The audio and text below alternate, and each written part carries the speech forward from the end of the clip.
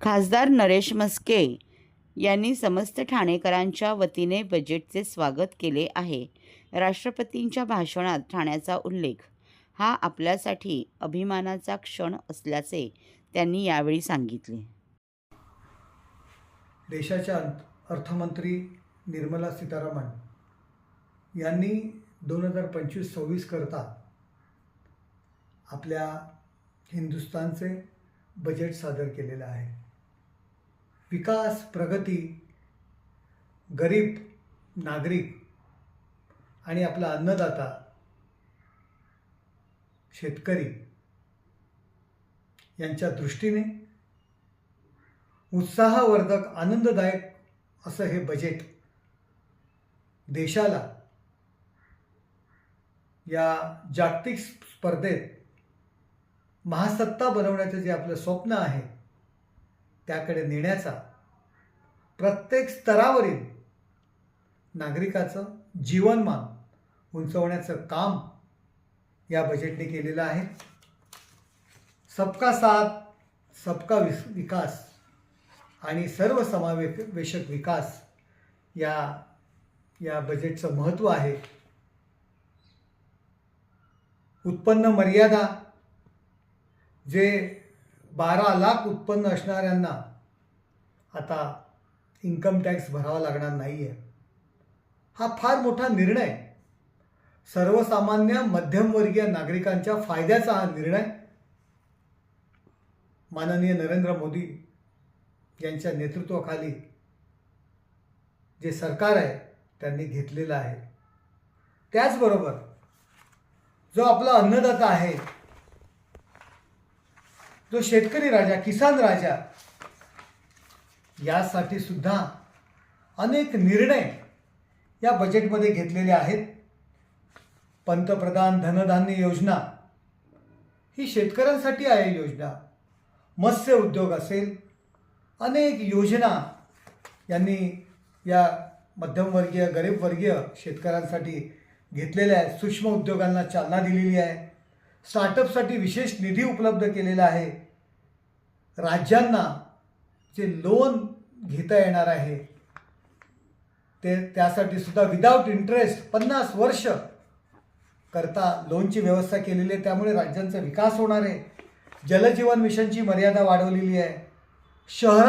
विकासांकरता जी शहरं आहेत 1 लाख करोड रुपयांची तरतूद केलेली आहे. बिजली विकास, विकसित भारत परमाणु ऊर्जा मिशन, सामुदायिक विकास योजना, अशा अनेक योजना यामध्ये सर्वसामान्य भारतीयांकरता त्यांनी योजले आहेत. त्यासाठी भरीव तरतूद केलेली आहे. विमान वाहतूक क्षेत्रात 12 क्षेत्रीय कनेक्टिव्हिटी वाढवणार आहेत. 100% उच्च दर्जाचं शिक्षण या ठिकाणी देण्यात येणार आहे. त्याचबरोबर SC ST ज्या आपल्या महिला आहेत आणि त्यांच्याकरता 2 कोटी रुपयाचं कर्ज आपण या ठिकाणी महिलांना देण्यात येणार आहे. 5 लाख SC ST महिला उद्योजकांकरता 2 कोटी रुपयापर्यंत टर्म लोन दिलं जाणार आहे. स्टार्टअपसाठी 10 कोटीची मर्यादा ठेवलेली आहे. डेअरी आणि फिशरी उद्योगसाठी 5 लाखापर्यंतचं कर्ज या ठिकाणी देण्यात आहे. देशाच्या आर्थिक विकासात एक मैलाचा दगड हा अर्थसंकल्प होणार आहे. तेलबियांच्या बाबतीत देखील निर्णय घेतलेला आहे. शेतकऱ्यांना अधिक पैसा मिळण्यासाठी त्याचा फायदा मिळणार आहे. शेतीसाठी देखील मोठी गुंतवणूक करण्यात आलेली आहे. PPP प्रकल्पासाठी नवीन योजना करण्यात आलेल्या आहेत. युवकांच्या स्वप्नांना भरारी देणारा हा अर्थसंकल्प आहे. सर्वसमावेशक अर्थव्यवस्थेकडे चाललेला हा अर्थसंकल्प आहे. आणि अभिमानाने सांगेल, कालच्या राष्ट्रपतींच्या भाषणामध्ये काल आमच्या मतदारसंघाचा उल्लेख झाला. अंतर्गत मेट्रो जी ठाणे याकरता सुरू आहे, लाखो हजार करोड रुपयांची तरतूद या अंतर्गत मेट्रोसाठी केलेली. आणि राष्ट्रपतीच्या भाषणामध्ये जी 4 शहरांची नावं घेतली गेली, या ठाणेकरांच्या दृष्टीने अतिशय आनंदाची गोष्ट आहे की राष्ट्रपतींनी ठाणे अंतर्गत मेट्रोचा उल्लेख केलेला आहे. आता विरोधक याविरुद्ध बोंबलत आहेत, याविरुद्ध टीका टिप्पणी करतायत की हा अर्थसंकल्प बिहारसाठी आहे. मला त्यांना एवढंच सांगायचं, तुकड्या तुकड्यांचं आपण राजकारण करतात, त्यामुळे तुकडे तुकड्यांनी पाहत आहे.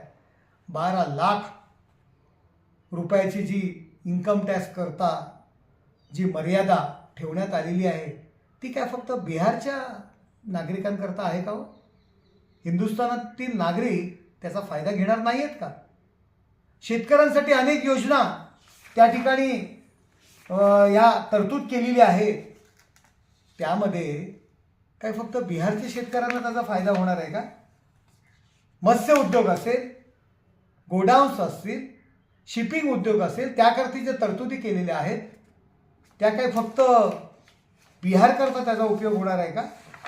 अहो, कॅन्सर याकरता 200 डे केअर कॅन्सर केंद्र उभारणार आहेत, ते काय फक्त बिहार करतायत का?